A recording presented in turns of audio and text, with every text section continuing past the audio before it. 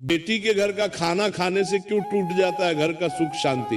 क्या आपने कभी गंभीरता से सोचा है कि बेटी के घर का अन्न ग्रहण करने से माता पिता को ऐसे 3 बड़े पापों का भागी क्यों बनना पड़ता है, जिनका दंड उन्हें अपने जीवन में ही दुख, अपमान और अशांति के रूप में भुगतना पड़ता है?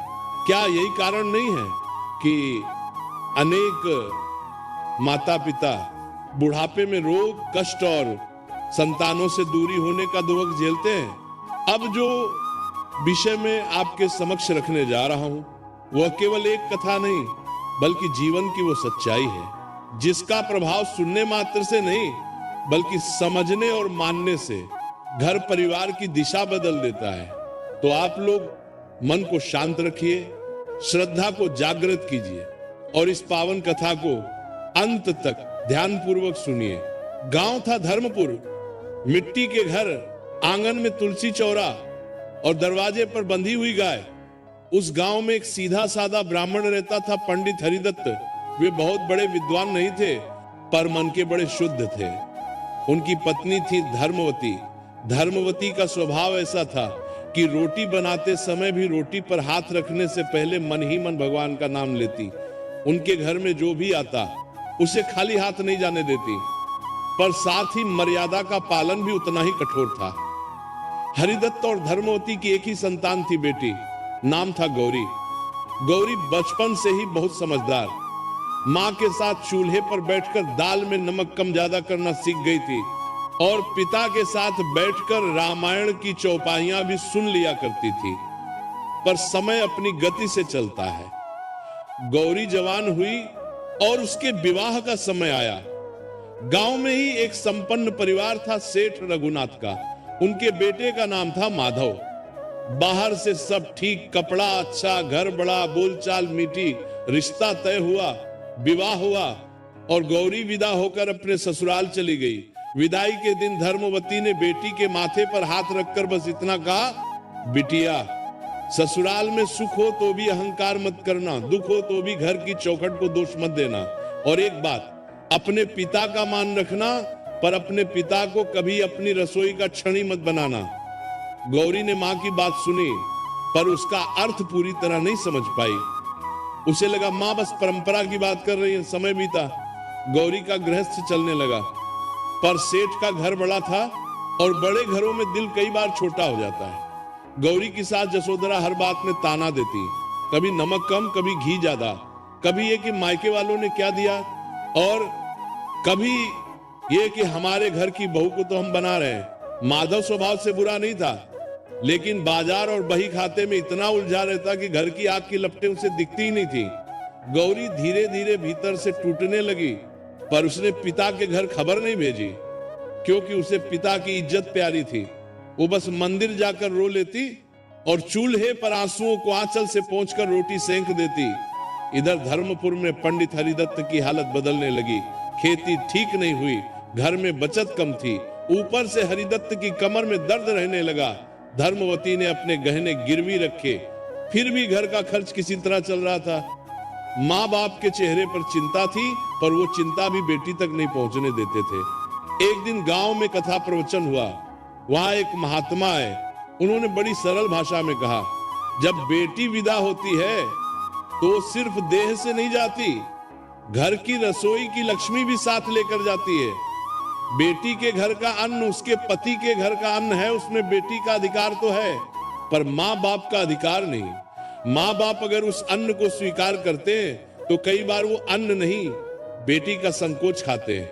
ये बात सुनकर धर्मवती का मन कांप गया। उन्हें अपनी कही हुई वही पंक्ति याद आई, अपने पिता को कभी अपनी रसोई का छड़ी मत बनाना। पर जीवन की कठिनाई सिद्धांत देखकर नहीं चलती। कुछ दिनों बाद हरिदत्त की तबीयत बहुत बिगड़ गई। वैद्य मुकातुब परिवादिक तरह ने दवा लिखी पर दवा महंगी थी। धर्मवती के पास पैसे नहीं थे। उन्होंने बहुत हिम्मत करके गौरी को संदेश भिजवाया, बिटिया, पिता बीमार हैं, अगर हो सके तो 2 दिन आ जा। गौरी ये सुनते ही घबरा गई। वो भागकर मायके आना चाहती थी पर ससुराल में अनुमति लेना पड़ता। उसने सास से कहा, अम्मा, बाबूजी की तबीयत खराब है, मैं 2 दिन के लिए जाना चाहती हूँ। जसोदरा ने तुरंत कहा, हमें क्या रखा है तुम्हारे मायके में? हर बार वही, जाओ तो ठीक, लेकिन ध्यान रहे हमारे घर के काम में कमी नहीं होनी चाहिए। माधव ने भी कहा जा आओ पर जल्दी लौट आना। गौरी मायके पहुंची।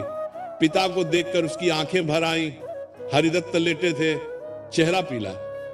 धर्मवती ने बेटी को देखते ही अपने आंचल से आंसू छिपा लिए। गांव के लोग भी आए, पर कोई खुलकर मदद नहीं करता, क्योंकि गरीब के लिए मदद करने का साहस भी कम लोगों में होता है। गौरी ने चुपचाप अपनी पोटली खोली। उसमें कुछ पैसे थे अपने छोटे छोटे बचाव के। उसने मां के हाथ में रखते हुए कहा, ये रख लो, दवा ले लेना। धर्मवती ने हाथ पीछे कर लिया, बोली नहीं बिटिया, ये तेरे घर का पैसा है। गौरी ने कहा, मां मेरा पैसा है, मैंने बचाया है। धर्मवती ने धीमे स्वर में कहा, बिटिया, बेटी के घर का पैसा भी कई बार बेटी की सांसों की कीमत पर बचता है, हम नहीं लेंगे। पर गौरी जिद पर अड़ गई। उसने पैसे रख ही दिए। दवा आ गई, पिता को कुछ राहत मिली। अब गौरी को लगा कम से कम कुछ तो कर पाई रात हुई। धर्मवती ने चूल्हा जलाया। घर में आटा कम था, दाल भी कम। उन्होंने फिर भी बेटी के लिए गर्म रोटी बनाई। गौरी ने मां के हाथों की रोटी खाई तो उसे बचपन याद आ गया। फिर उसने कहा, मां, कल मैं अपने घर से थोड़ा अनाज और घी भिजवा दूं। यहाँ के लिए धर्मवती ने तुरंत मना कर दिया। नहीं बिटिया, देख, हम भूखे रह लेंगे, पर तेरे घर की रसोई का सामान यहां नहीं आएगा। गौरी ने पूछा, क्यों मां, मैं आपकी बेटी हूं, मेरा घर आपका ही तो है। धर्मवती ने बेटी के सिर पर हाथ रखा और बोली, बिटिया, तेरा घर तेरा है, हमारा नहीं। हमारा घर ये है और हमारी रोटी यहीं की है। अगर हम तेरे घर का खाएंगे तो कल लोग कहेंगे बेटी के सहारे जीते हैं। और उससे भी बड़ा डर यह है कि तेरी ससुराल इसे हथियार बना लेगी। गौरी चुप हो गई। उसे पहली बार समझ आया कि मां अन्न की नहीं, अपमान की बात कर रही हैं। पर इसी बीच अगली सुबह एक घटना हुई जिसने पूरी कथा का रूप बदल दिया। गांव के एक आदमी ने, जो सेठ रघुनाथ की दुकान पर आता जाता था, जसोधरा से जाकर कह दिया, बहू कल मायके गई है, वहां तो उनके घर में दाने तक नहीं। लगता है अब आपकी बहू अपने माँ बाप को भी पालने लगी है। बस इतना सुनते ही जसोधरा के मन में जहर उतर गया। उसने माधव से कहा, देखा, मैंने पहले ही कहा था, ये लड़की मायके को खींचेगी। आज पैसे भेजेगी, कल अनाज भेजेगी, परसों कहेगी माँ बाप को यहां रख लो। माधव ने कहा, अम्मा, वो तो पिता बीमार है। जसोधरा ने ताना मारा, तो क्या हमारी रसोई चलती दुकान है? जब चाहो दवा, जब चाहो खर्चा। और सुनो, कल से अगर उसके माँ बाप हमारे घर आकर खाना खाने लगे तो मैं इस घर में चूल्हा नहीं जलाऊंगी। अब यहां से कहानी असली शीर्षक की ओर बढ़ती है, क्योंकि जिस दिन माँ बाप बेटी के घर का खाना खाते हैं, कई बार वही दिन बेटी के लिए सबसे भारी बन जाता है। गौरी अभी मायके में थी और उसे ये सब पता नहीं था। उधर हरिदत्त की हालत थोड़ी सुधरी तो उन्होंने बेटी से कहा, बिटिया, अब तू लौट जा, तेरे घर की मर्यादा तेरे हाथ में है, हम पर चिंता मत कर। गौरी बोली, बाबूजी आप ठीक हो जाए फिर जाऊंगी। हरिदत्त ने बहुत धीमे पर कठोर स्वर में कहा, नहीं बेटी, पिता की बीमारी बड़ी नहीं होती, बेटी की बदनामी बड़ी होती है। और ठीक उसी समय दरवाजे पर किसी के आने की आहट हुई। धर्मवती ने पर्दा हटाकर देखा, गांव का वही आदमी खड़ा था जो सेठ के यहां आता जाता था। उसके हाथ में मिठाई का डिब्बा था और चेहरे पर बनावटी मुस्कान। उसने कहा, अरे धर्मवती जी, सुना है दामाद जी का घर बड़ा संपन्न है। आजकल तो लोग बेटी के घर का खाकर भी सुखी रहते हैं, बस किस्मत चाहिए। धर्मवती का चेहरा सफेद पड़ गया। गौरी ने ये बात सुनी तो उसका कलेजा कांप गया। वह समझ गई कि बात फैल चुकी है, और अगर बात फैल गई तो ससुराल में ताने बढ़ेंगे और उसके पति पर भी दबाव आएगा। हरिदत्त ने धीरे से धर्मवती की ओर देखा, मानो कह रहा हूं, देख लिया, जिस डर की बात तू कर रही थी वो डर आ गया। गौरी ने उसी क्षण निश्चय कर लिया, आज से वो अपने माँ बाप को किसी भी अपमान की परछाई से दूर रखेगी, चाहे उसे खुद कितनी भी आग पर चलना पड़े। अगली सुबह वो मायके के आंगन में तुलसी के आगे दीप रखकर बोली, माँ बाबूजी आशीर्वाद दीजिए। आपका कर्तव्य मेरा धर्म है, पर आपका मान मेरे लिए प्राण से बढ़कर है।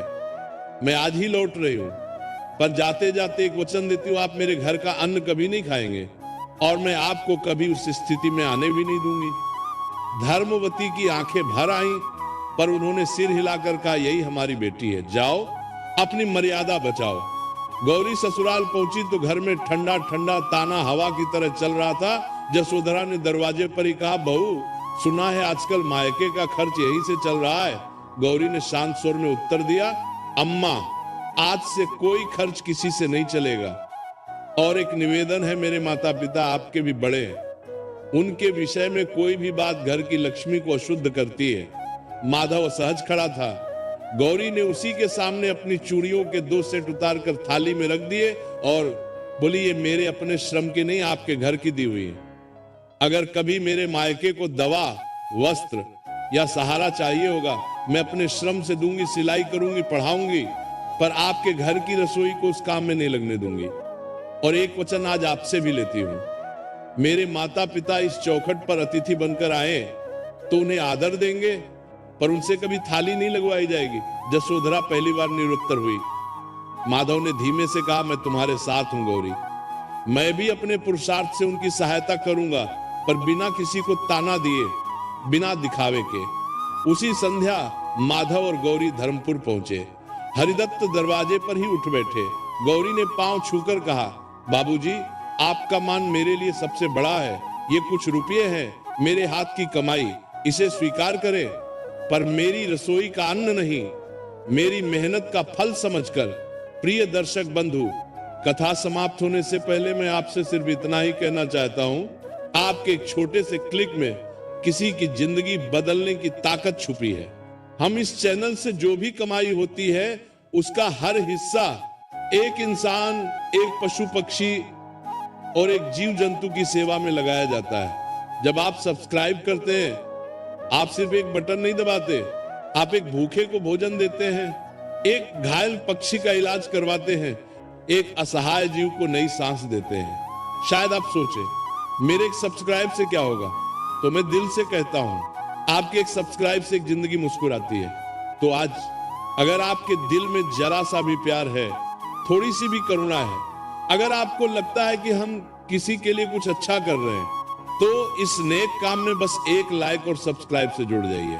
आपका हर क्लिक किसी की उम्मीद बन जाता है, किसी की प्रार्थना बन जाता है। तो आइए हम मिलकर सिर्फ कथा न सुने, बल्कि किसी जीवन के रक्षक भी बने। अभी सब्सक्राइब करिए और एक लाइक कर दीजिए और प्रेम का ये संदेश आगे बढ़ाइए। और हो सके तो कमेंट में जय राधे राधे जरूर लिखें।